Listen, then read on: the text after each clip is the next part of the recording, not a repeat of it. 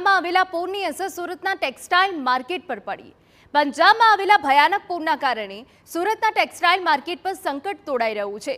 Textile માર્કેટનો Punjab સાથેનો દૈનિક આર્થિક વ્યવહાર 40 થી 60 કરોડનો છે। આ પૂરના કારણે વેપારીઓને મોટા પાયે નુકસાન થવાની ભીતિ છે। જ્યારે વેપારીએ પંજાબ માલ મોકલવાનું હાલ સંપૂર્ણપણે બંધ કરી દીધું છે, કારણ કે વેપારીઓને પંજાબમાં મોકલાયેલા માલ પૂરના પાણીમાં પલળી જવાનો ભય છે। તો પૂરની વિકટ પરિસ્થિતિના કારણે પંજાબનો વેપાર ઠપ થઈ ગયો છે, જેના કારણે વેપારીઓને ભારે નુકસાન થઈ રહ્યું છે। તો સુરતના વેપારીઓને પણ નાણાકીય મુશ્કેલીનો સામનો કરવો પડી રહ્યો છે।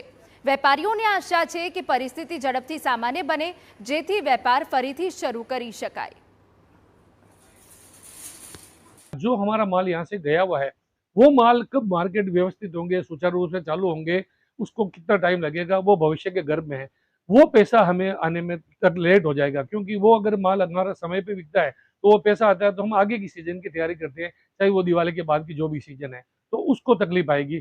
कुल मिला के कहने का मतलब है, पंजाब की बाढ़ से वहाँ के जनजीवन अस्त व्यस्त है, वहाँ के लोगों को बहुत मुश्किल है, तकलीफ है। लेकिन साथ ही साथ सूरत कपड़ा मंडी जो एशिया का सबसे बड़ा कपड़ा हब है, उसको भी इसकी तकलीफ का खामियाजा भुगतना पड़ेगा। सरकार जल्दी से जल्दी इसके ऊपर जहाँ पे वो कार्य कर सकती है, जो राहत दे सकती है वो दे, नॉर्मलाइज हो सिचुएशन। इन शॉर्ट, आगे वेडिंग सीजन है, फेस्टिवल सीजन है, इसके अंदर कपड़ा की पूरी खपत होती है। लगभग 50-60 करोड़ रुपए का कपड़ा ऑन डेली बेसिस सूरत से ही से डिस्पैच होता है पंजाब के लिए। तो आज उसके ऊपर एक शंका का सवाल होगा कि भाई आगे कैसे होगा, डिस्पैच होगा नहीं होगा, कितने दिन में नॉर्मलाइज होगा, ऑर्डर्स आगे कंटिन्यू होंगे नहीं होंगे, हम आगे उसको कैसे मेंटेन करें। तो ये एक बड़ा सवाल हमारे लिए अभी इस समय खड़ा हुआ है।